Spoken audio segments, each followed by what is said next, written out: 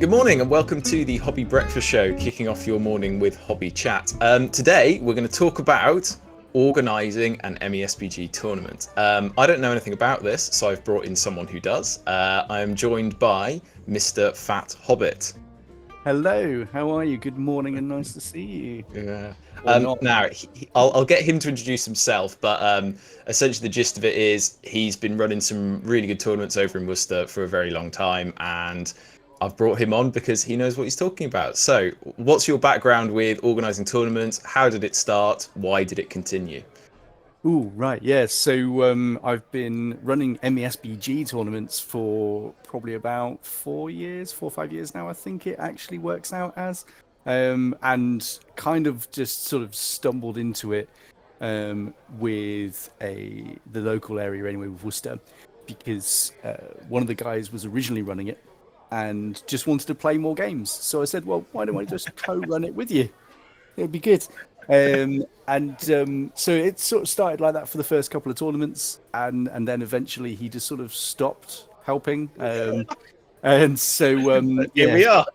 yeah, so here we are. And then I just roped my wife in to help me out after that. So which has been going on fairly strongly ever since then. And Yeah. touch wood, long may it continue. Yeah. So like if you're thinking about like advertising an event, Mm. I think you've got like a way you tend to do it now, which seems to be like, posting on Facebook and stuff like that. Yeah. Um Some people hate it because they get like 5 or 6 different notifications of my same tournament. it's yeah, actually well, I'm trying to think like yeah, because I mean to be honest, I guess most people certainly I find most of my events through the GBHL. Like are there other streams beside the GBHL where that you can like find and post events, or does it just tend to be like a local community Facebook group and then the GBHL? So it really depends where you are. If you're in England, as a specific area, then yeah, the GBHL is great because the benefit to being advertising your event on the GBHL means that straight away the majority of MESBG players are on that page Yeah, yeah. and will see your event. Mhm.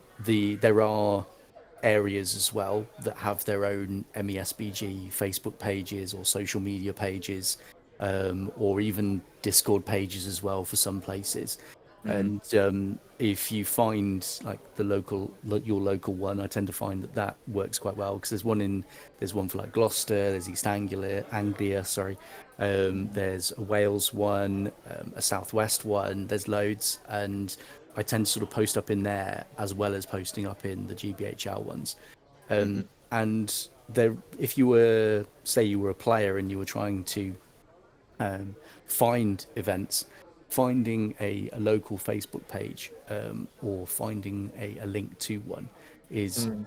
is obviously your first sort of port of call. But if you find the Great British Hobbit League on Facebook, a lot of the area groups for MESBG have links on there, or at least if you are from that area and you just put up, oh, I'm from this area and I'm trying to find an events page or an area group page for MESBG in my area. Does anyone know any? You'll probably find that a lot of people will respond and tell you which ones would be best to look at. Yeah. I think But yeah, like for that, for promotion and stuff like that, yeah, yeah. GBHL is great. But there's also, as I said, local store groups and things like that as well. Mm. In terms of like the so let's say you promoted your event, all that stuff. How far in advance would you tend to like try and get the word out? Like obviously you're saying you're planning, quite far in advance. You're talking about, planning the next year's almost a year in advance basically. And like Yeah. is there like a sweet spot for like advertising in advance? So if you were doing a non-GBHL tournament, then I would probably suggest you want about 2 or 3 months out. And the only reason for that is because a lot of the time with people's social calendars nowadays, if you plan it for just a month, if you start promoting it, sorry, just a month before the tournament, Yeah. people have probably already planned what they're doing for that month. And so you probably be less likely to get a sold out tournament if you literally just put it up the month before. Hmm. I think our May one, we only started sort of talking about it and promoting it in what was it, March? Yeah, March Okay. time. I think we started promoting it. So that was 2 months out. Mm. and that was fine. But again, that was a GBHL one. But 2 months would be easy enough for you to get the word round for the first month, Mm, and then keep pushing it, sort of keep making sure it stays in people's mind's eyes. mm, And again, if you've got like a local group, promoting it in that as well, mm, um, to make sure that people sort of put it into their calendars, make plans to get to it. And if you get people from outside your area coming, they also have to make travel plans. They may want to stay over with accommodation, and again, all of that takes planning and timing and planning into calendars. So I think, mm, yeah, 2 to 3 months is probably a good amount of time to start promoting it, getting the word out there, and making sure that you can start getting people coming in. And then ideally, probably about 2 to 3 weeks before the actual event is supposed to actually happen, mm, put your ticket sales on. If you're a non-GBHL event, though, you could literally announce it and put ticket sales on at the same time. It wouldn't make a difference. It's yeah. only GBHL where you have to have like a pre-warning of ticket sales. Okay, that makes sense. Mm. So let's say you've advertised and stuff like that. When you're like designing these events, so thinking about, like the rules pack, for instance, basically is what I'm Mm. thinking about. Like, and also, I guess, would you tend to put in, because you tend to put, like themey little rules and things like that, and try and keep things fresh for some events. Yes. How do you like go about selecting, like, firstly, what goes into that rules pack, but also like what sort of special little rules you are going to throw in there? So for that, it just depends upon what style of tournament you want to run. If you're running a basic beginners event, or if this is like your first event that you've run, you probably Yeah. want to keep it fairly simple. So keep it Mm, to the match play guide. But normally, what I tend to do with my sort of more fun slash themey events is I tend to take inspiration from the books and films, right. look at a sort of separate section from it. So, as an example, the dragon sickness one that we did, Yeah. we really wanted to do something sort of Hobbit themed, and we were like, oh, cool, what sort of thing could we do? And we'd been to a tournament as well where they'd done fun things with objectives, so we were like, that'd be quite fun. Yeah. And so we took sort of inspiration from the dragon sickness, where they were talking about Thorin and Thrain and Thror being affected by this Mm, gold sickness, and then we started building up the tournament around that. So all the prizes were dwarven related to the Hobbit, yeah. so that the coins and things, um, and then there were little separate little bits that were on top of the normal scenarios to change things around, Hmm. um, and then we just built the tournament around that really. And I think so a lot of the time it's about where your skill level is with tournament organizing. If you've not ever done it before, keeping it as simple as possible is always good. Hmm. And then as you build up and sort of build your experiences, adding things in to sort of make it different from the normal game, is fun because you can literally throw your own imagination into it. Yeah. Yeah. So if you were to take like your favorite bits from the films and books and think, really, how could I bring that into the actual tournament? How could I make a tournament out of that? Mm. Um, there was one guy I know that's done a tournament where you can't have any named heroes. You can only have unnamed heroes, which is Wow. almost kind of like one that I'm running at the moment. But what you Yeah. got at the end of each round, and when you started the tournament, is you chose a pathway, kind of like battle companies, where Oh, you that's choose like, cool. yeah, and you roll a dice, and depending upon what you roll, depends upon what bonus or boon they got. Mm. So you could go down the path of the wizard and get random spells or get will points or whatever. You could go down the warrior route and get extra like might points or strength points and things. So um, I think really with it, you just sort of pick what you like about the hobby and what you like about the films and books, and you use that to build and base your tournament around. Hmm. And there's no reason why, like, in again from the match play guide, I took inspiration from that for one of the tournaments I did for the Winter Wonderland one, where every board has its own effects on the Mm. games you play, Yeah.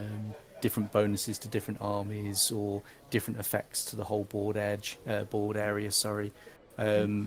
and another one that was advertised by Dewey down in sort of Bristol way, Chippenham way, and he does one where every board, every round is affected differently by weather. So you can end up with it being really sunny, so it's blinding, so it's harder to shoot, or it's raining all the time, so you move slower and things Mm. like that as well. So yeah, Mm. you can just evolve it that way around. Mm. That sounds cool. Like, and I mean, those ideas sound really cool. Like, how wary are you of like the power level of the things you're making? Because obviously, like, you know, I'm personally not 100% convinced that MESBG is a completely balanced game like some people claim it is. But like, you want to be careful, right? You don't want to just go in and just like fundamentally change the game. Yeah. I think what you get with it a lot of the time is that I'm in a lucky situation where when I come up with an idea, first of all I'll soundboard it with my wife because she helps me with organising a lot of them, and if some of them just sound like they're going to be way too much organisation for just a 1 day tournament, she'll be like, Mm. "Let's just reel this back a bit. Have you thought about how this is actually going to impact on the tournament?" Mm. And then I then also then go to my local group and I'll be like, right, I'm thinking of doing a tournament where I want this to happen or I want to do this. What do you guys think? Mm. And then they'll be like, oh yeah, cool. Or they'll either be supportive or they'll be like, no, that's so breakable. You just be able Yeah, to yeah, do yeah. ILZ and this would make the game completely unplayable. Um, and so a lot of the time I'll just like soundboard it first to a Yeah. lot of people, and then get replies back from there, and then see how ridiculous it would be.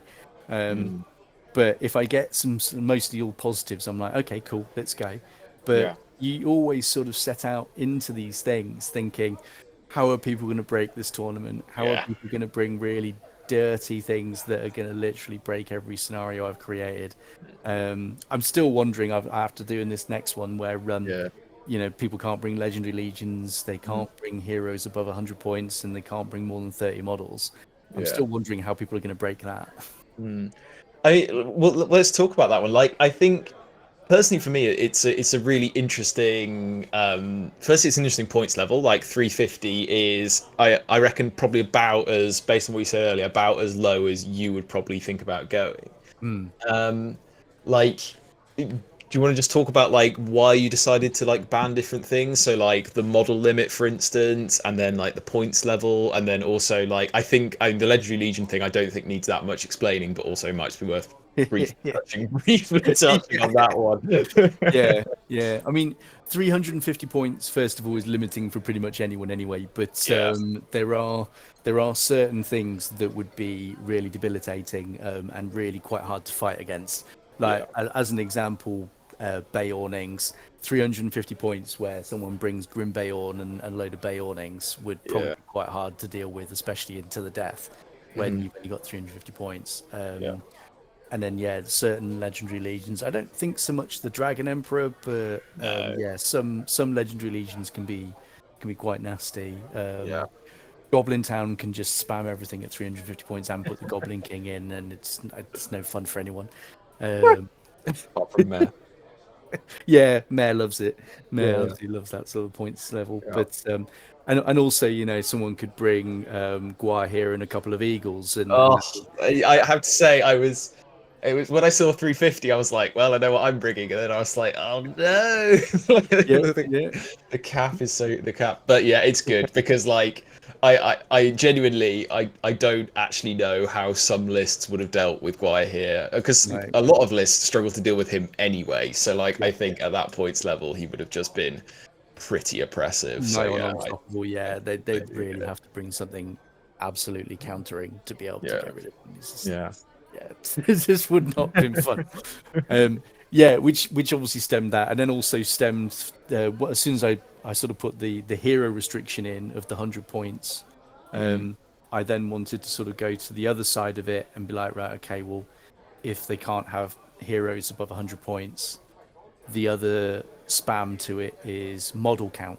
yeah, um, and that's where sort of the fear of someone just turning up with, because a Goblin Town army at mm, 350 points, even without the Goblin King, you could put a lot of models into 350 points, and you could put I think we worked out. I think it's like 50 models you could fit in or mm, something at 350, which like holy, yeah, like, exactly. that's pretty scary.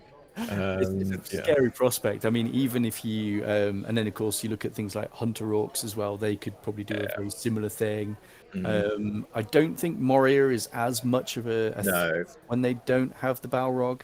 yeah, But then you've got things like Assault on Lothlorien, which is a really strong hmm legendary legion, which can bring lots of models, yeah, and has some pretty disgusting yeah, special rules. So again, that then led on to the right. Okay, so I've put a cap on models.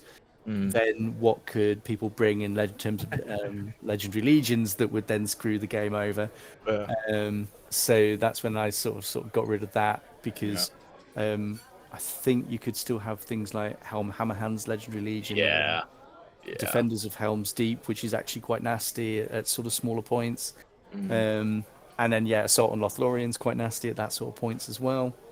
yeah, Um, so yeah, so that sort of led into the non-legendary legion side of it to mhm, sort of stem that. But yeah. I'm still sure that there's some There's pretty something nasty out there. lists.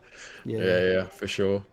yeah. Okay, so you've advertised your event, you've put the rules pack together. Like, so let's say, we're now coming up towards the day of the event. Like, you're maybe, I don't know, day before. So what's happening like the day before? I guess assuming you've like checked everybody's lists and stuff like that, which presumably happens a long way in advance. Yeah, normally we tend to try and check everyone's lists a week and a half to 2 weeks before the actual event Mm, even gets anywhere near, so that mm, we can get back in contact with people and people have actually a chance in time to actually amend stuff or suddenly have to paint new models.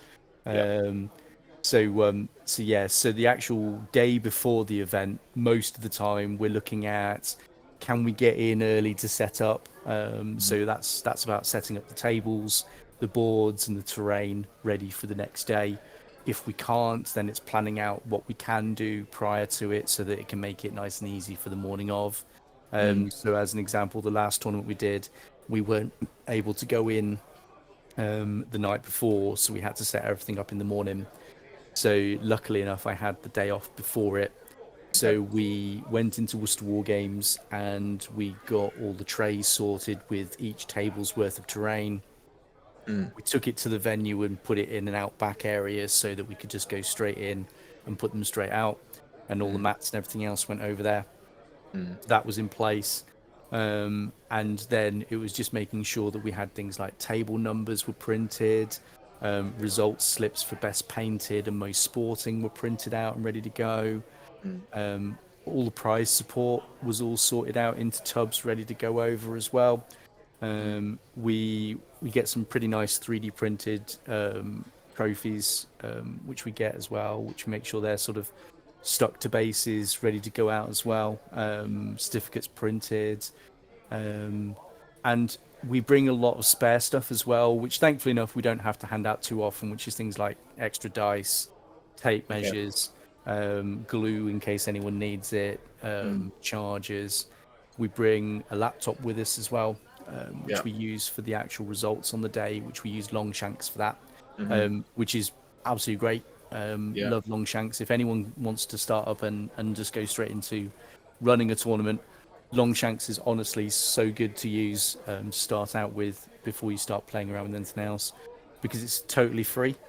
It's a free resource, although we do pay for it because we just feel that it's that good. We should Patreon it and Oh, basically subscribe to it. So and um, it is phenomenal to be fair. It seems to be one of the very few things the MESBG community agrees on is that we should all be using Longshanks. Like it is pretty omnipresent. Actually, I genuinely don't think I can think of a tournament where the results don't end up on Longshanks. Like it just seems again, maybe it's just a bit like the GBHL. Maybe it's just because everybody uses it and everyone's familiar with it that just makes it run that bit smoother on the day.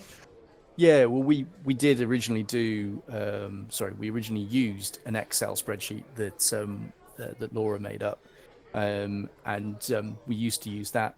And then Longshanks came along. And we were like, well, this does pretty much everything we wanted to do anyway, so let's just use this Yeah. rather than having the headache of having to try and make something separate every time. Um, So, yeah, so we use that instead, Yeah. mainly because she did set it all up for me, and then I ran one tournament, and I think I had, after the first round, managed to mess up the entire Excel spreadsheet, and was on the phone to Laura straight away, like it It was some doesn't sort of weird work. tech support call. It's not working. It's all gone wrong. The next Everyone's round is shouting at completely me. wrong. Yeah, And she was fair, like, fair "Yeah, play. no, you've I done can this imagine. wrong," and sorted it out. But Okay. yeah, that was quite amusing. So yeah, so we'd have Longshanks and everything else set up with the laptop, and we always make sure we'd take a little screen with us as well for a countdown timer, Yeah. so that everyone in the hall can see how much time is left. Mm, So it's all just like things like that. So it's all ready to go. It's all in tubs, either at home or already set up in the hall, ready yeah. to go. So that the morning of, we can literally get in there early, get the tables set up and the terrain, Mm, get the table numbers on. We also set up a tea and coffee station and a tuck shop stuff. So we mm, always tend to get that set up in the morning as well. But that's not as important as setting up the tables and making sure that's ready to go. But yeah, so it's quite involved with sort of the last night before the tournament to make sure that it's all in tubs ready to go. But once we know it's there and we know it's all sorted out, we can sort of relax for the evening and then know that in the morning we just need to get in yeah. and get it set in. Okay. So then if we go to the morning of, so you've got Mm. everything set up, stuff like that, I guess maybe like you're about to start the event, like what do you see your role as in that like initial period of time? What do you tend to find yourself doing in that bit just before the tournament starts? So a herder of cats, normally. Just trying to make Yeah, sure that everyone's there. A lot of the yeah, time, I'm sort of running around going, "Have you signed in? Have you made sure that you've let us know that you're here?" yeah. We tend to have a thing on Facebook as well, where it sort of shows people how to get into the hall, because we have a unique buzz-in system in the Oh hall, so you yes, can that buzzer. make sure. Oh, love it! Every 5 seconds up and down that hall, I get so many steps in during the course of a day. It's great. Um, but yeah, it's just basically that sort of first initial bit is the communicator. It's going around and making sure everyone's okay, making sure everyone knows where everything is, Mm, um, and um, and yeah, just making sure that we've got everyone. And then once I know that everyone's there, then we can actually start the day. mm, And then it's just about making sure that um, everything should be set up by that point. So it's just making sure that everyone's there, and everyone knows sort of where things are, mhm, before we actually start the first round. yeah. And like obviously like you're up there at the front saying your stuff like Hmm. what are your like priorities at that point when like you've introduced well, to be fair, not everybody will be there on time, but we'll say the majority of people have arrived on time and you've got a Don't good know what you feeling. mean. I don't know what you mean. It could be anyone turning up Yeah, early. So, massively yeah. late. So most people there, you're standing up at the front. What are your priorities in that like initial bit? What are you trying to do? So my main priorities at that point is communicating so that everyone knows what's going to happen and when.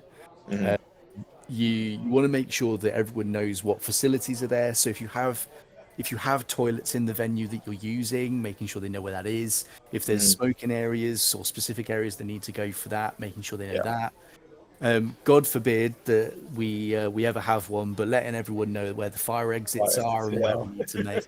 As I said, it's like every time I do it, but yeah, thankfully yeah, enough, touch wood again, as I yeah, said, yeah, we've never had to use them, but yeah. you need to make sure everyone knows what's going on, and timings, making sure everyone knows what time things are supposed to happen. Hmm. We do quite a lot of, especially on the 2 day events, we do quite a lot of hobby competitions for best painted and things like that. And I Hmm. think the next August one, we've got 4 different hobby competitions going on.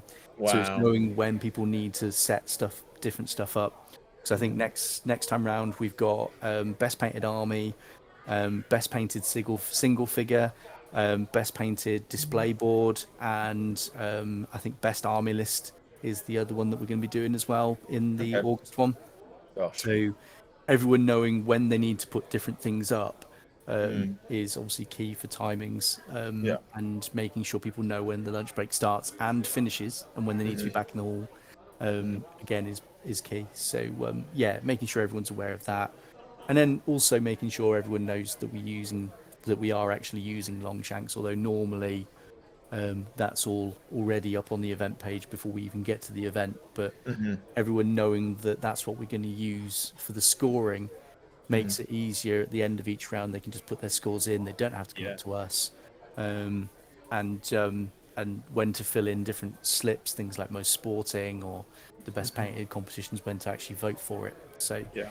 it's about communicating all of that, and then also knowing who they can talk to or ask for rules queries during the course of the day, Hmm. so that they know who to ask for. And most importantly, I suppose, knowing who I am Yeah. always tends to be a key one. Um, it's not Yeah. some sort of weird narcissism. It's just Important to the running of the event. important to the running of the event that people know who I am. Yeah. Yeah. So yeah, so that's a big one as well. Hmm. Cool. So like, let's say you've got past that initial bit, you're sort of running through the main bit of the event. Mhm. What, obviously, maybe it's hard to speak in generality, but like, what do you tend to find yourself doing most often during that time? I guess obviously running around answering rules questions, stuff like that. Have you ever had like any huge issues that like have meant like an event's really gone off the rails? Or like, does it tend to run? It seems to run pretty smoothly in my experience, to be fair, but is that generally the case? Not always, no. Okay. I think, as you've probably seen by the fact that I've started to introduce this like dice down sort of situation, Yeah, yeah. we have had it a few tournaments where you've sort of announced the last round and not to start a new one, and Mm, then, as I've already said, half an hour later, you've still got people playing, yeah, and the issue with that is it knocks on yeah. timings.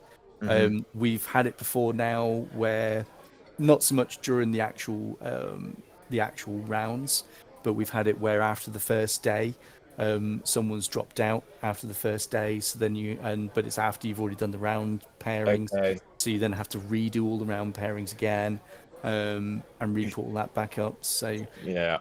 and that can have a knock-on effect as to when you start your event for your second Hmm. day. Yeah. So just general things like that. And then you've had some times where sort of post lunch break, not everyone comes back at the right time, so you Mm, then start that round late. So a lot of the time it's just more about rounds starting or finishing late, hmm. which then knocks the event on. Hmm. Thankfully, we've not had major issues with it.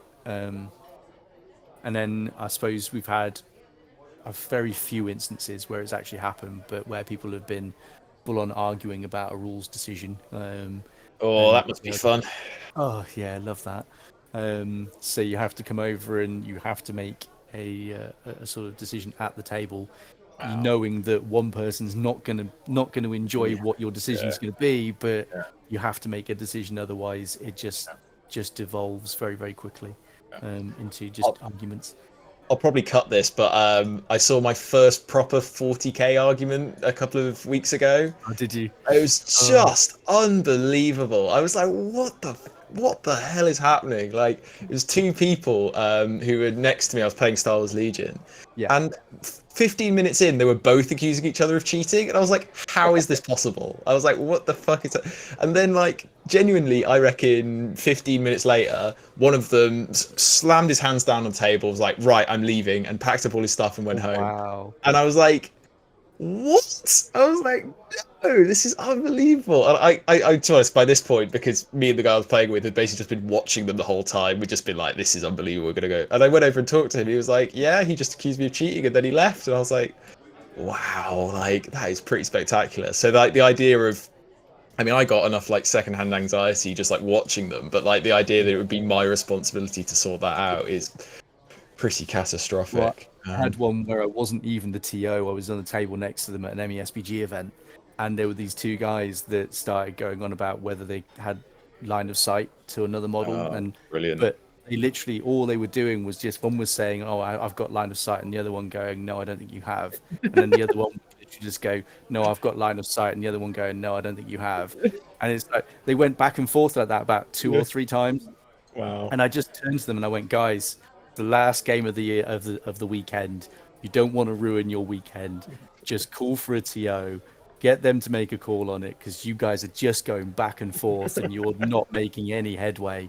Yeah, yeah, Um, and then called the TO over for them so that they could get a decision on it. But Mm, yeah, it was getting close to that same sort of thing where yeah, they were less and less friendly the more times they were saying it. yeah. Yeah, because you do just reach that point where like you just like you're convinced you're right, the other person's wrong, and I think to be fair, generally at tournaments, like people will, in my experience, respect what the TO is saying. Like, as I think there's often disagreements about like a rule, but as soon as a TO comes over, it'll just be like, yeah, that kind of makes sense. So I mean, it's nice that that still exists, but I don't know. I would just sometimes worry as a TO that like what happens like if they don't listen to you, like that would just be that'd be so weird. But yeah. I don't know. Yeah, I think at that point you have to make a decision as to whether those people are worth keeping at your tournament or not. Yeah. Yeah. And that's the big one because they have paid money to be at your weekend, Yes. Yeah. Yeah. For and sure. then to turn around to them and go, you're no longer welcome at my tournament. Hmm. Like, Yeah. I think then obviously at that point then you have to make the decision: like, do I just refund them the ticket because it's not worth the hassle, Yeah. or do you take the negative reaction of not even giving them their money back? Yeah. Yeah. I mean, one thing that you do that I really like is the free ticket for most sporting. Yeah, Like, I think obviously, I think a part of being the TO is trying to set like the vibe you want for the day, right? Like the yeah, atmosphere you're going for, and I think like especially going home on that message of like we're going to reward people who like are actively improving the experience for other people, right? mm, Like, because personally for me, like I don't think everyone will agree with this, and like if people take the game more serious, it's absolutely fine. But like a big part of going to a tournament is just like it's part of the hobby, right? Like it's not necessarily about winning, and yeah, there can only be one winner. So actually, for the majority of people, a lot of it's just gonna be about like the experience and like the people they met and like the cool things that happened in their games. And yeah. if you're rewarding that like more positive aspect rather than just the person who wins, like that's quite a nice message to have. Yeah, and do you know the weird thing is we've been doing it for that long now, in terms of giving away the free ticket for most sporting, that I Mm. can't even remember where it first came from, where the idea to do it first came from. Yeah.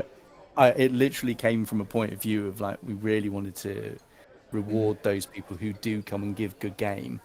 Yeah. And even if, I mean, some of the people that have won most sporting have not always been sort of in the middle or at the bottom of the pack in terms Mm. of the event. There's been Yeah. some people that have been in like the top 5 or 6 that Yeah. have won most sporting, and it definitely rewards those who come along, and regardless of whether their idea of fun is winning the tournament, Yeah. if they do it in the right way, in the right manner, Mm. with a nice personality, so to speak, or at least Yeah. personable in Yeah. one way or another, then they Mm. deserve to be rewarded for that.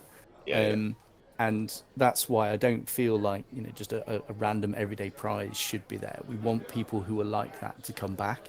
Mhm. Um, we've still got, I think we've actually got probably about 3 or 4 tickets outstanding that people haven't claimed yet for most sporting. Wow. So I'm wondering whether they'll come back and actually claim those tickets, and we'll end up with Mm. like half a tournament being free. But Just lovely people, just lovely excellent people. Yeah, vibes. almost sporting. Everyone who's won most sporting is coming back. Oh, you should have like a most sporting, like who could be the most sporting at the most sporting event? Like that would Well, be we have wow. got them all written down. So we Oh. could literally get in contact with all of them and go, we just want to do a most sporting tournament to see who's the most sporting. Who is the nicest person? Yeah, Yeah, exactly. nice. Who's the nicest? Yeah, yeah, yeah. Obviously at a tournament you got to deal with some weird rules questions sometimes, right? Yeah, Like, I yeah. mean, a healthy percentage of those are me. I will admit, like, just I insist on bringing just slightly bizarre armies, and everyone's like, "Yeah, I've never played that before," and I'm like, "Yeah, I've barely used this list, so I don't know either." And I'll come trotting up to the front desk, but like. Are are there like persistent like questions that you would find yourself having to deal with, or do you generally just find like it's all kind of pretty weird stuff that tends to come up? And like if it is a bit weird and you're not fully sure, what would be like your way of solving that? So like there's been a few the ever since the Dragon Emperor has come out, there seems to not be a Fuck that tournament model. where, oh no, and it's like it's a lovely model, don't get me wrong, the model Yeah, is gorgeous. yeah, It's a beautiful model, but it's yeah, caused so many mistakes in the MESBG community since it's come out. Yeah. That it's like, really, why couldn't you have Yeah. just made it clearer and a lot easier to use? I mean, it's enough that it's really cheap for what it does, but it comes with so many different grey areas within the rules that people have to interpret in certain ways. Hmm. Um, I think one of the ones that I had for it was with magical powers and how they, if they affect continually, Mm. um, Oh. they Oh my then, gosh. Yeah. how does it then carry on? Because they've Yeah. got one for flame burst, Yeah. which covers it, but they Mm. haven't got one for things like wither. That's not covered Right. by it. So if you wither the dragon emperor when he dismounts, Yeah. does it still affect all of the models or just the dragon emperor? Okay. And there's not actually anything that covers it in an FAQ. No. So I had to take it from something else that was a continual effect, Okay. and look at it from that point of view of like Mm. if you then dismount, and that one says that it does continue and it affects all the models, not Right. just him. Okay. Um, Gosh. so, but because there wasn't a direct one, that's basically how I had to make the ruling. Was Hmm. based on that. Yeah. So yeah, so that affected things. So you had to try and find a precedent for it Yeah. that's covered on something else that's mounted, and then Hmm. affect that and apply that. Sorry, to the Dragon Emperor. Wow. So Yeah. yeah, there's some weird things like that. So Mm. other things are to do with like before they actually did a massive clarification in the new book about the Mm. One Ring. There was quite a few grey areas in the One Ring, and how it worked and how what models could actually be passed over and how it interacted with moving Yeah. through friendly models or enemy models. So Okay. there was some things like that as well. Nice. Yeah. Okay. Like, I mean, I all those things you've raised, like I've no idea how to even go about like trying to answer those. So yeah, that sounds pretty out there. I mean, I In had a really terms, fun one as well, which was someone asked me if they were allowed to fire a hobbit out of a trebuchet. right. Um, doesn't say you can't. I So mean, you can. obviously, yeah. So I was like, yeah, why not? It was a bit more of a fun one, and I think both the people playing were like just in it for the fun at that point. So I was like, why not? Go for it. Yeah, give it a go. Um, it was his Oh, own hobbit. He wanted to fire okay, yeah. out a trebuchet, so I was like, yeah, go for it. Why Yeah. not? I mean, it's almost, it sounds like a terrible idea, but yeah, fair enough. In terms of like, so I don't know, I guess we've done like during the event, getting towards the end of the event, like, what are the signs you're looking for that like it's been like a good event on the whole? So like, how, I mean, I guess you could also talk about it from like, the events you've been to as a competitor, but from like a TO's perspective, what are the signs you're looking for? Like, this has been a good event, like it's gone well. So the key one, well, I say the key one. The things that I like to see is people who didn't know each other before they even came to the tournament are now chatting to each other. They're Mm, having, friendly, competitive chats about how their games have gone. They're going back to each other to say, "Oh, how did your game go after our game?" mm, And sort of everyone's sort of having smiles on their faces and having really good sort of conversations about the hobby or just sort of sat chilling about the hobby that they really love. mm-hmm, So I think that's the big one, and no one really sort of moaning too much about the actual tournament itself. No one really sort of moaning about how the event has screwed them over or and that sort of stuff. And I suppose no one leaving early always tends to be a good indicator.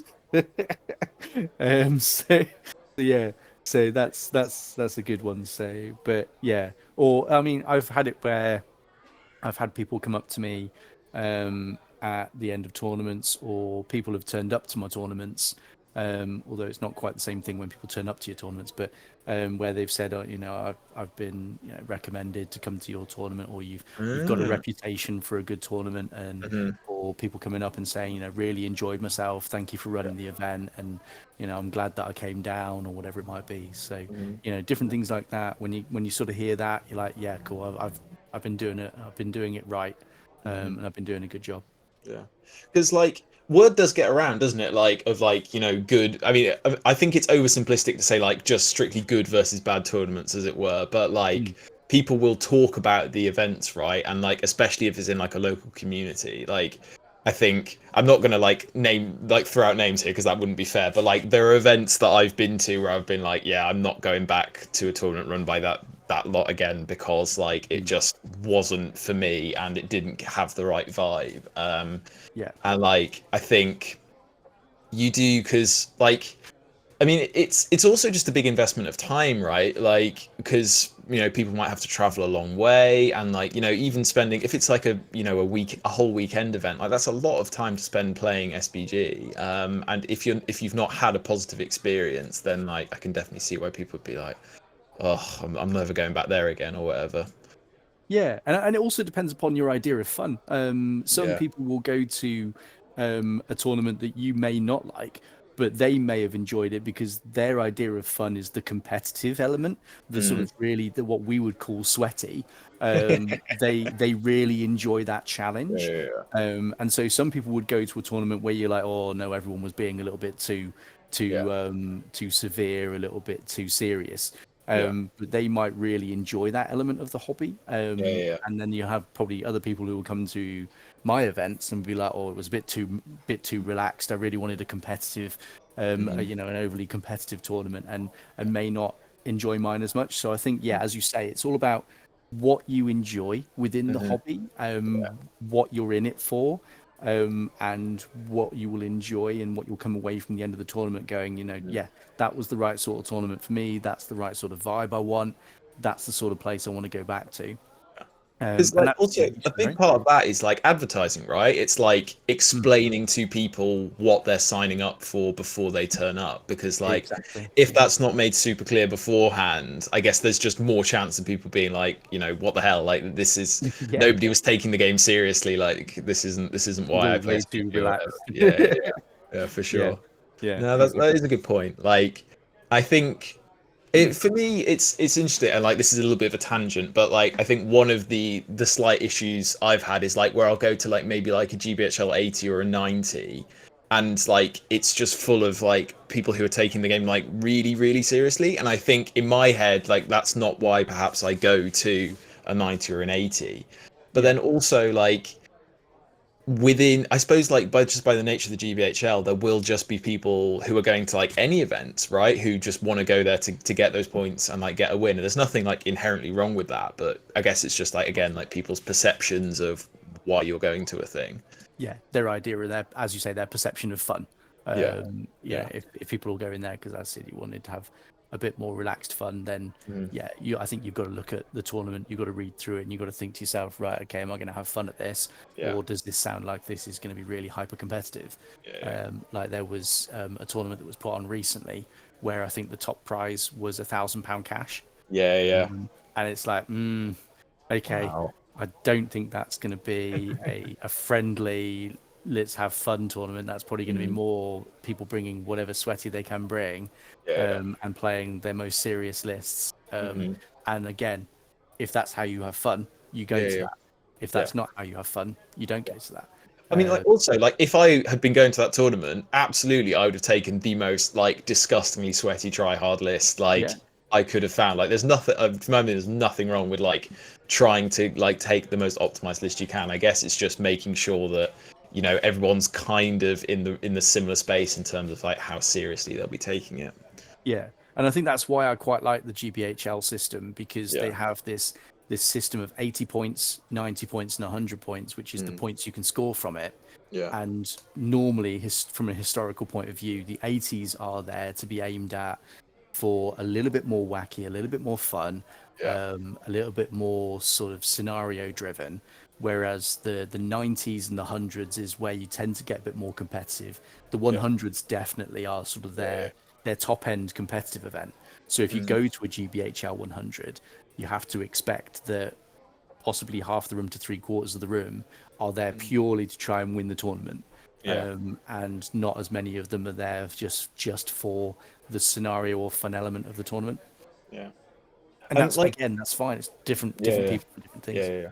Yeah. In terms of, you've mentioned like a bit of a vibe there. Like, would is there like a big noticeable difference, say, between that like 80, 90, 100 from an organization perspective? Like, would you maybe have to deal with like different kinds of like rules questions, or would there be like a noticeable change in terms of like, people maybe like you brought up that like maybe something about like a line of sight or something where things are a bit marginal. Like, Yeah. do you notice that change as like the sort of number of GBHL points go up? Yeah, I mean, I think that there's you'll the questions you'll get in terms of interpretations of rules will always be the same. But I think in Hmm. terms of the quantity of times you'll get asked, especially things like line of sight, especially in terms of things like um, ranges to things, those sort of things will come up more often in the more Hmm. competitive side of things. Whereas a GBHL 80 or a more sort of fun laid back event, people will just be like, yeah, no, it's fine, it's in, don't worry about Yeah, it, yeah, carry yeah, on. Whereas the 90s or the hundreds, you tend to get more of those sort of questions where it's like, well, I don't think he's quite in range to be able to shoot me, or I don't think he's yeah. quite able to be able to reach me to combat me, or whatever else. And there's a lot more of when two high level players are playing against each other. Hmm. There's a lot more description of intent. Hmm. So Yeah, there'll be very much more sort of a case of, right, if I win this combat, I want to then move around and attack this guy. yeah, Can he reach yeah. before that even comes round? Whereas if you're not quite as high competitive as that, and you're playing against someone who's a lot more competitive, and the communication isn't quite there, Mm. then you get a lot more of the sort of TO questions where someone will be like, well, I don't think this guy can quite reach. Can you check it for me? Or I Mm. don't think this guy can quite see this guy. Can you just check it for me? Cool. And that's, again, that's the whole thing of, people want to win games to get those points, Hmm. and so you get a lot more of those sort of questions, which in a more sort of casual game you'd Mm. probably be just like, yeah, no, it's fine, just roll the dice. Yeah. So you do get a lot more of that, but again, Mm. it's not that it's wrong, it's just that there's a lot more riding on the outcome of those games for those Hmm. people. Yeah, it makes sense. I guess like as a final like topic, I guess we'll flip it around a little bit. If you were like, so you maybe don't have to think about this from just a TO perspective. You could think about like if you were going to an event, but what would you advise for like players to bring to an event to help things run smoothly? And like, I guess from your perspective as well, like, are there any things that like if people forget, it's just like, oh, like how do we deal with this? Like, what do people really need to bring? So the things that they need to bring is there's always like a basic kit list of Yeah, yeah, stuff that you should always be bringing with you to a tournament. Outside of your army, which is an obvious one, yeah. bringing a copy of your list with the breakdown of everything, with the heroes, who's leading what, might, will, and fate, so that you can show it to your opponent, so Yeah. that they can then know exactly what they're facing up against. Hmm. Um, Bring your relative books that you need. So Yeah. whether that's your army book, your match play guide, your armies of the Hobbit or Lord of the Rings or whatever else you need to bring. Hmm. Um, your dice, your tape measures, widgets are always really useful. There's some quite useful ones out there with like 6 inches, 3 inches, 2 inches, 1 inch on them, Hmm. which make quick measurements really good. Hmm. And especially in a tournament setting where you don't want to have to keep getting your tape measure out all the time, they're Yeah. nice, quick, easy measurements. Hmm. Um, a tray is always useful, carrying your models around Yeah. rather than trying to scoop them all back up and carry them around in your jumper. Yeah. Um, That's 100% me, by the way. I'm like, yeah, I'm all with my army book, just trying to balance. Like, the real problem is since I bought fucking eagles, is just like trying to keep them on their flying bases, walking yeah, around the room, balancing my book is an absolute pain. yeah. I am And that I've guy. I've seen it before where someone's put it on top of their figure case and the models have fallen off the figure case, and it's like, oh, no. And you just cry internally for them. And Oof. then, with that in mind, glue is always Mhm. good. So if you do have a hobby accident, at least you've got something you can fix it with. It's just a happy little accident. Just a happy little accident as your model smashes on the floor, and it just happens to be Boromir of the White Tower, and his banner's just Oh, gone flying off. oh, that Um, chunky banner. oh, so chunky. Um, a notepad and pencil or pen, to write down your might, will, and fate as it changes, or even your opponents. because Hmm. the whole thing of having that conversation halfway through a game of like, have I spent Oh, my last might point? I don't know, and so trying to avoid that as much as you can, yep. and like snacks and drinks, bringing that with you to eat and drink during the day, Mm, and then from a pre-planning point of view, if you can have a bit of a look up on Google before you get there to find out where where you can actually eat during your lunch break, mm, is always really useful. mm, That's always a big one as well. But yeah, those are the sort of main things. If you have those sort of things with you, and if you do a bit of a pre-plan of what the area is like, then that makes TO's job so much easier okay, if you turn yeah. up with everything you need, Mm, and you don't have to keep asking the TO where you need to go to get your food or that sort of stuff. So yeah.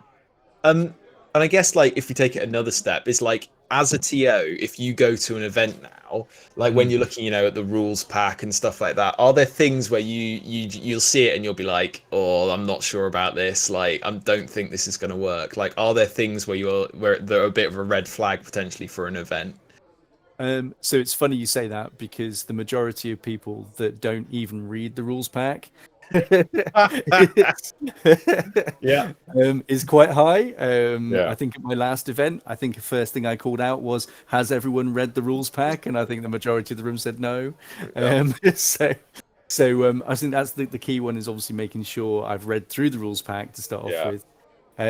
I think the things that tend to be red flags more for me than the actual um, what's involved in the event Mm, is the timings. yeah. If they've not been realistic with timings, then that tends to put up a red flag for me. I'll normally, if I do decide to go to it, I'll normally say to Laura as I leave the house, it's like it's supposed to finish at this time, but it's But most likely going to be about an hour after that. yeah. Um, so it was quite amusing actually. I was reading a rules pack the other night, and bless them, I assume they just didn't proofread the timings because they'd done everything else correctly, and I know that the rounds were supposed to be an hour and a half for each round, and for round three they'd put the round three started at 3 o'clock, Mm. and it finished at 20 minutes past three. Um, um, Like it could be a novel tournament yeah, thing, couldn't it? Variable round timings. yeah, yeah. Like you don't know how long it's gonna last. Yeah. Weirdly, Oh, they do that in Star Wars X-Wing. They actually have variable time limits, so you don't actually know how long it's going to last.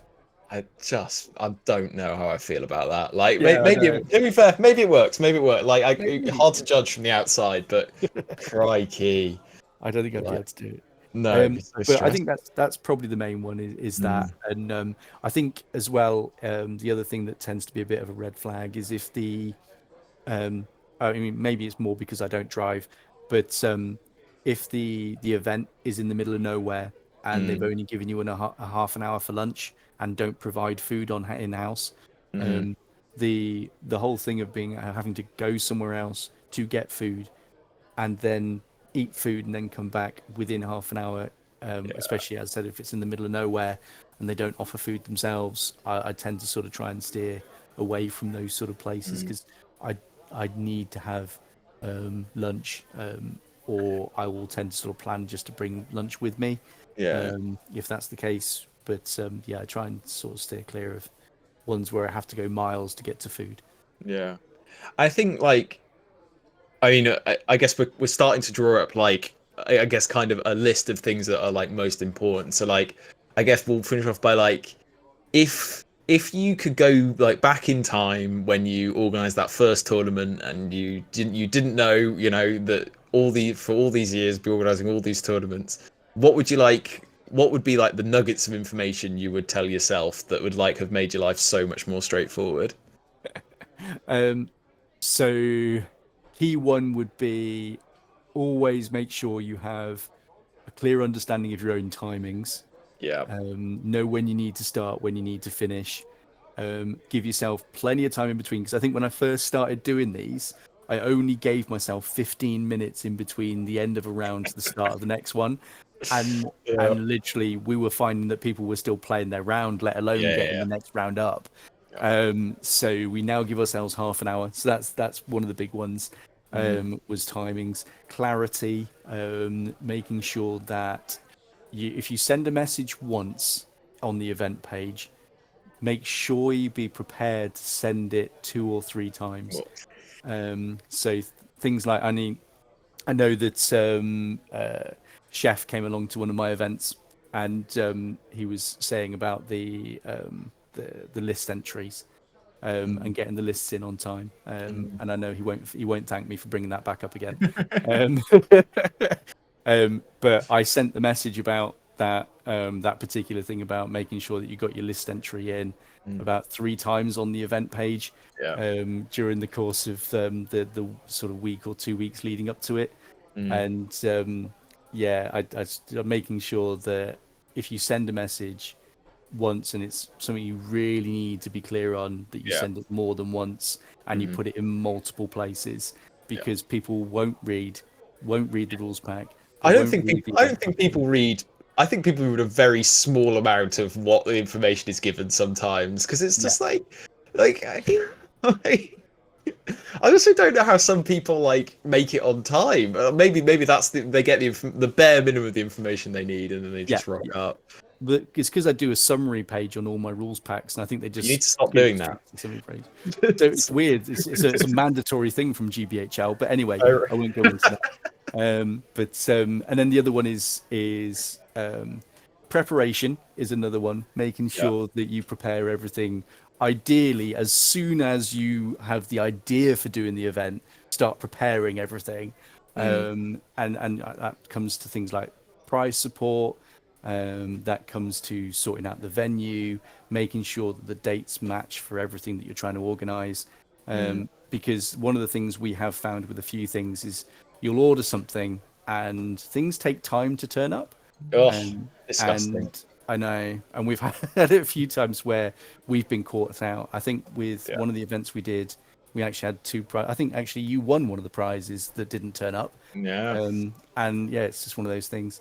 Yeah. And then the other one, probably my final one, would be um, try and get it so you've got someone who helps you out. Yeah. If you're trying to do it by yourself, you will struggle. Mm, There's a lot of stuff to do on the day as well as leading up to it. I'm lucky with the fact that my wife helps me. mm. First of all, dragged her into it. Um, and now she just sort of helps out. Yeah. I think it's mainly because she's resigned herself to the fact that she knows that if she's not there with me on the day, she will get a phone call at some point during the course of the day, You'll be um, summoned. someone asking for help. So yes, that helps. And then Yeah. I think reserve lists and ideally having a ringer, but I don't think I've ever managed to solve that issue. I've Mm. never managed to actually have a ringer. Yeah. Yeah. But a reserve list is always useful to have as well, because then at least Yeah. you've got someone to fall back on if you do get drops. Yeah. They're probably No, my I, main ones, really. yeah. I think like I the way you're like describing all the things you're doing is you're trying to like minimize the amount of stuff that you have to be doing on the actual day, right? Like you're just trying to get as much stuff in place to get it to go as smoothly as you can on the day so that when inevitably you deal with, all these weird rules questions or whatever else is going to come up, like you're not having to Yeah, do a million other things as well to get that exactly. done. Yeah, the least that you have to do Yeah. on the actual day of the tournament in terms of any prep or anything like that, Mm. Yeah. the easier your life will be. So the more that you can get sorted before the actual day of the tournament, the Yeah. easier you and less stress you'll have on the day. Yeah. It'll never eradicate the stress, but which we've Yeah. found many, many times to our Yeah. detriment. Yeah. We always come away from every day being absolutely knackered Yeah. Yeah. because of something that's happened during the day. But yeah, Yeah. Yeah. Because also like it's I think it's over dramatic maybe to say you're like the face of the event, right? But also like, if you're running around feeling a bit stressed, like I think mm, because everyone's going to be interacting with you in some way, right? Like yeah, they will end up feeling a bit stressed as a result. But whereas if you're there, like everything's pretty chill, and if they're sticking the hand up, being like, we need some help with the rules, and you've got time to come straight over, that just mm, makes everything more straightforward. yeah, definitely. It's like the whole the child analogy. If you're not stressed with the child won't be stressed. Yeah. And that's kind of how I see tournaments, unfortunately. That's some real insight right there. It's like if you can at least try and outwardly show that you're not looking too stressed, Yeah, yeah, then everyone else sort of seems to be a bit more chill and a bit more calm about it. yeah. And everyone tends to have a bit more of a fun, sort of more relaxed day. Hmm. And essentially that's why I do this, is because I'm a hobbyist myself and Yeah. I love playing in tournaments, and I Hmm. love sort of having that relaxed, sort of fun social element, and that's what we're all there for.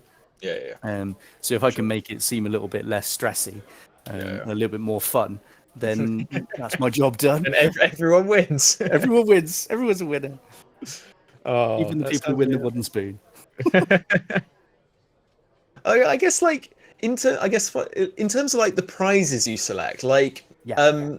wh- is it like the event idea comes first, or would you ever like you'd be like, oh, I've got this cool thing, like maybe let's try and build a tournament around it? Like, which way round does it tend to go?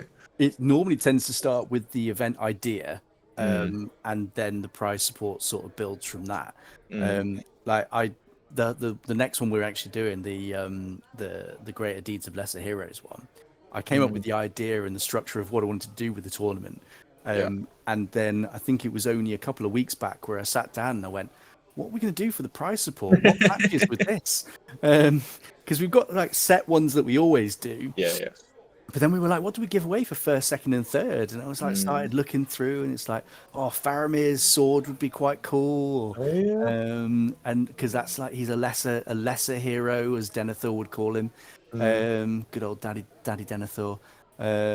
But then it's like there's quite a few other sort of lesser heroes as well that you could yeah. put out there, Mm, but like Theodred's sword, but mm. then you could just go with like the lesser heroes from the Fellowship, like the Hobbits, Yeah, yeah. and That's do true. more sort of link with that. And yeah, I think it more sort of comes from the idea, and then Mm, from the idea, then we do the prize support, because that's mm, where sort of Dragon Sickness built from, was the idea first, and then it was like, oh, we'll link it with this, mm, um, and because I think the idea first of all was just to have random objectives within the scenarios that people had to try and claim, and then we were mm, like, well, what could we do? What sort of things fit with that?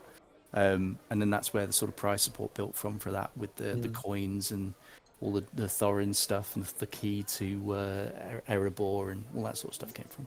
It's cool you get that space to be creative though. Like it Mm. sounds like that's one of your maybe favorite bits about it is that like you get to put your stamp on, what you want the tournament to be, basically, what the memorable aspects of the tournament you want to be.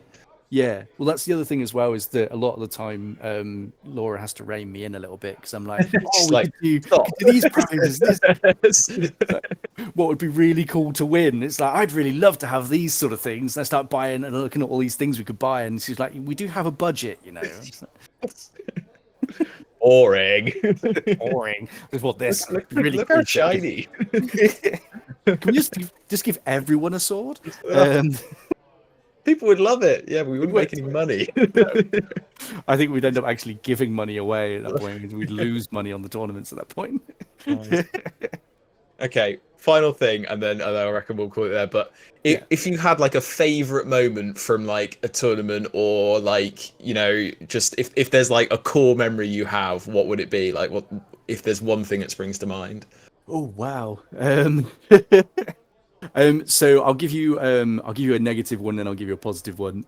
My most negative one, the memory that I've had, was literally the one I think I already alluded to, where when I was doing one of my earlier tournaments and we were using an Excel spreadsheet for the tournament, was we'd drawn the first round, that was absolutely fine, and we Mm. came to draw the second round, and all the data just disappeared, and we had no data whatsoever for anyone's results for first or second round, Oh, and we had to manually re-enter them all back in, manually enter in all the wins, losses, and draws, and then restart the second round.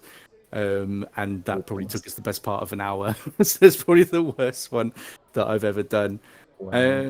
And I don't know. I think that the first point, which um, my sort of core memory, that where I had like the most sort of positive one, was when we did our GBHL 100, Wow. and it sold out within a minute. Oh, Um, oh. And we were there going like, there's too many. There's too many of them. It kind of felt like when the fellowship were at the doorway in the mines of Moria, and all the goblins were about to break through the doorway, and the time sort of ticked over, and it's like it was went straight through, and Wow. we had to go back through all the PayPal to sort of go See through and which like one work came out who got first. in. Yeah, Wow. and it's like, oh, it's just mental because effectively everyone put their payments through at the exact time the tickets went live. And Nice. the only way that you could filter it out was by going from where the first payment from PayPal kicked in. Wow. So that was a sort of a happy issue to have to Yeah, deal with. yeah. And I think any time where someone local wins or comes top three within the Mm, tournament as well, yeah. always sort of makes you feel a bit sort of happy about sort of the Mm, area.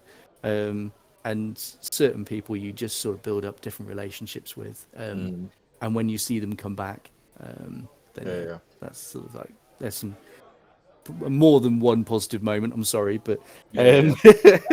I think there's those some of the key ones. it sounds super wholesome, to be fair. Like It is, it really I is. think personally, I could never see myself personally organizing a tournament. Like, I think it would just be a bit much. But like, I can definitely see like getting towards the end of the day and like everyone's just actually had a really nice time. Mm, Like, I can definitely see why that would be rewarding. And yeah, I think also one of the ways that people can show they're enjoying it, right? I think you've referred to it here is like if people just keep coming back, if they're like, yeah, yeah, I had a great time last time, because also people are spending their money, people are spending their time, and if they're doing that repeatedly, that's like a really good sign that something's going right. yeah. When you're getting messages from people asking you when your next tournament is because Ah, they keep nice. missing out on ticket sales and they really want to come to your next one, and or Mm, people coming up to you and going, these are our favorite events to come to. mm, When you get sort of people coming up and giving you messages like that, it's like it makes you feel like you've done something right, yeah. and that you're still doing the right things. But Mm, we still keep looking at how we can improve upon it from the event to event, which is why yeah. we always say to people we try to anyway, at the end of every event, go, if you've got any feedback, positive or negative, please let us know because we always want to try and improve our events. Mhm.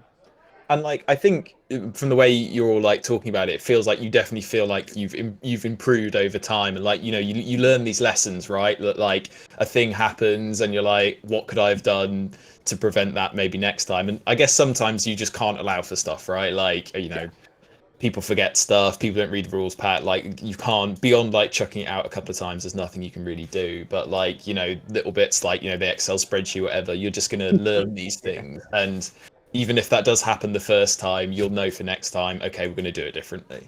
yeah. Well, I hope so anyway. Yeah. I hope people think that we improve upon it every time we do it, but you never know. Yeah, But yeah, you do sort of peg things and think, well, that didn't really work, so we'll do it differently this time round, or we need to sort of improve upon this, or how can we improve the experience for, because like this the reason why we started doing at the last event, we started doing the absolutely average prize yeah, yeah, yeah. for the That person was who cool. comes in the middle, Yeah. because we were like, we've got prizes for people who take it seriously and want to finish towards the top end. Yeah. We've got a prize for those who have a really bad day, but still want to get something out of it, which is the wooden Mm, spoon.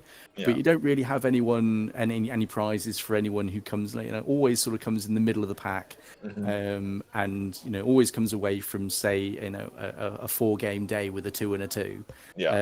and something for them to aim for, and which is why we've started doing sort of the absolutely average prize now as well Hmm. for the middle of the pack. So everyone's always got something to aim for, as well as all the hobby prizes. But Yeah, yeah. there's only so many that Sebastian can win.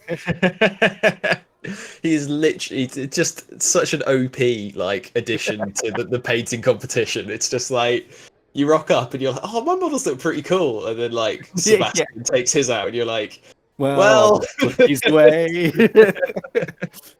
I think the uh, only reason why at the last event he was no, he had good, didn't he, at the last yeah, event, and he he did couldn't win. win both. He couldn't win both.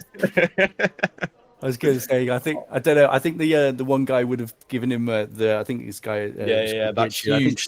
that huge set piece with Yeah. like the lights and stuff. That was so cool. I Like, think we would have given him a run for his money on that one. I yeah, think, but because he was in a separate competition, he was. we'll never know. Mhm. Cool. Well, I mean, we were meant to do a shameless plug here for your next event, but given the catastrophic error in the recording software, we're now not able to do that. What events do you have coming up after this next one? What have you got planned for the rest of the year? Yeah, so my next one after my one in May Mm, is in August, which is going to be our 2-day event, Battle of Battle for the Five Shires. I mean, the good thing is as well, you can find that on the Great British Hobbit League calendar. hmm So obviously go and have a look at that as well. mm. But that's literally the week before Ardacon. So Ooh, it's going to be a good versus evil tournament. So you have to bring both a good and an evil tournament, army, yeah. to the tournament, and it's 700 points. So that's going to be quite fun. hmm And that's the one where we've got loads of different hobby prizes for all the different things, and Nice. as well as the usual first, second, and third. So it's going to be a big one for different hobby prizes and stuff to celebrate all hmm things hobby. October is the next one after that, which is our doubles event, mm which is a 1-day event on the 27th of October. And that's 1,000 points, so 500 points per player. hmm Form a team of two, and again, prizes for all kinds of things on that one. hmm And then December, we tend to do one in December for the local area, which is our Worcester, most like the Worcester area, which is Winter Wonderland in December. I haven't got a date yet for that one though, but Okay. that's the rest of them. Nice. And then onward through to the year after. So Nice. um, with Carry loads on. more events planned. So Yeah. Oh, it's cool. Like, I think especially like given the scope you've got right within like you got all the way up to GBHL 100 right down to casual events. Like I mm, guess if you get a cool idea, you can just kind of fit it in where you want to, and it sounds like you have got sort of a few cool ideas coming yeah, up. yeah, definitely. Yeah, I mean, as I said, yeah, because the difference between the 80s, 90s, 100s, and then just the casual events, you can Mm, come up with an idea for a tournament and fit it in within any of those. yeah. They all work for different things, so you Mm, just work it how you want to work it for what tournament you want to do, and just mm, have fun with it. yeah, yeah. Nice. Well, thank you very much for coming on. I think like hopefully this has been helpful for people. I think it's just an interesting thing to talk about because like I just getting an idea of what's actually going on behind the scenes is kind of my perspective on it. Like because you rock up to an event, right? And especially if it's not in your local area, like you won't really have much context for what's actually happened to like make that event happen. Yeah, And so yeah, getting an idea of what's actually going on is really cool. yeah, it's most podcasts and things like that, we always tend to sort of talk about the gaming element of it and the Yeah, actual yeah, games from that side of things. But yeah, we don't normally talk about the people who run it and the people who give up their time to actually do this. And so I'm not the only one that runs tournaments. There's so many people out there that run some awesome tournaments, and fair play to them, the amount of time and effort and, yeah, yeah. skill that they put in to making these events fun for us to be able to enjoy our hobbies. It's so good. Yeah, yeah. Yeah, and cool that the scene's so active and that like people are getting these events sold out, right? Like it's Yeah, it's it's cool that both of those sides exist. Like there are people willing to put that time in, and then there are also people who are like, yeah, that sounds like really cool. That I had a good experience the last time. Let's go and see it again. yeah, definitely. Um, Yeah, yeah. Cool. Um, Right. I think we'll say goodbye there because good lord, we have been talking for nearly 2 hours. So yeah, a lot to talk about. I think I'm sure we'll it just might edit it down right to I an must hour. say That's it might fine. be well, it's either going to be a very brutal edit or a very light touch edit where it'll just sit in the background and I'll just occasionally cut some of the more egregious bits. But yeah, Yeah. thanks so much for coming on. No, thank you for inviting And me on. yeah, and thank you everybody for listening. I think it'll be interesting to see how this one edits together. I'm sure it'll be absolutely fine. But drop us a like, drop us a subscribe. Ring that bell, We're people. yeah. He knows. He's such a pro, honestly. First time on, knows all the lingo. Cool. And yeah, looking forward to see the next video. Thanks, guys. See you soon.